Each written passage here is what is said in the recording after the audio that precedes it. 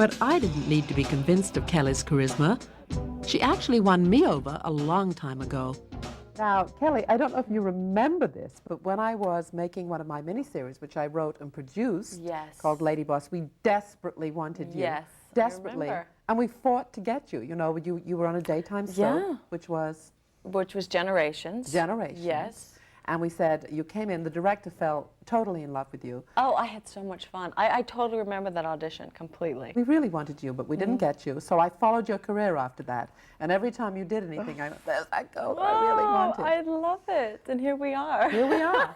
And I have to tell you that every week I'm glued to Melrose. You watch it all the time. I love it. Oh, cool. And I think your character is so interesting. Yeah. How do you feel about that character? I love her. When they first sort of approached me about it, I said, well, you know, what type of character is this? And they said, well, she's a prostitute. And I said, well, I don't want to go on Melrose and play a lawyer. You know, I'd much rather go on and play something a little more saucy. Yes.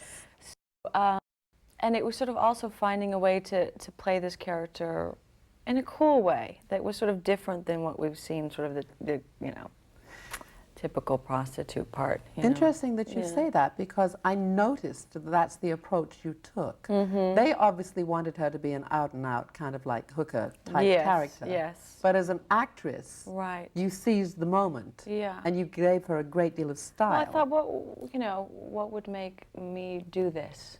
You know, I think that's what's interesting about being an actress is you can say, God, what would it take and why? You know, do people do what they do? Why do I do what I do? You know, everyone sort of, and our rebelliousness and things like that. Are you rebellious? A little bit, in a conservative way. In a conservative?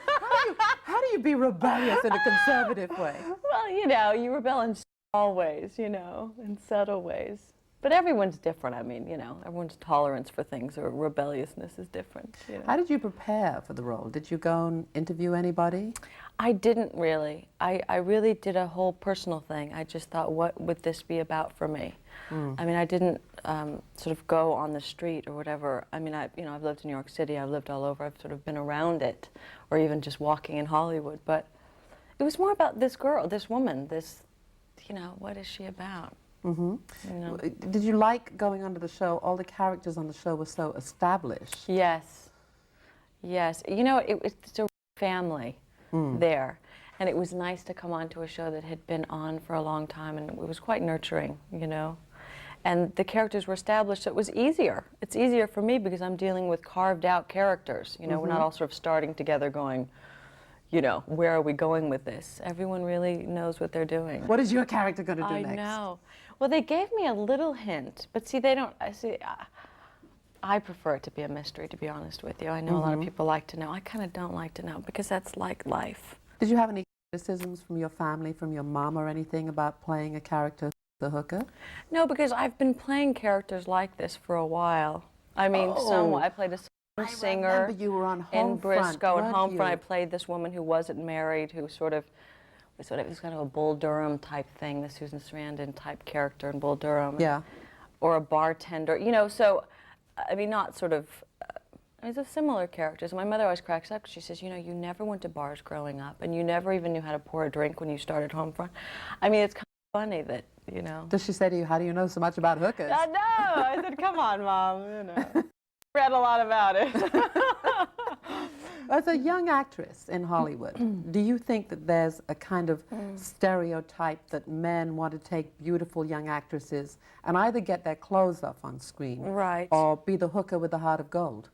Well, it's that whole thing of you know, what do they say? They want sort of the nice girl outside, and in the bedroom they want hooker. It's true. Well, what do we want? Jackie, I mean, come on. Oh, you're saying you want to start in the bedroom, Kelly? No, you know, you want the same thing. You want a wonderful, handsome man that's presentable that you can take out, and you also want somebody that's a fabulous lover. Well, let me ask you this. Would you take your clothes off for a movie, a theatrical movie? I would. It would be a French film, though.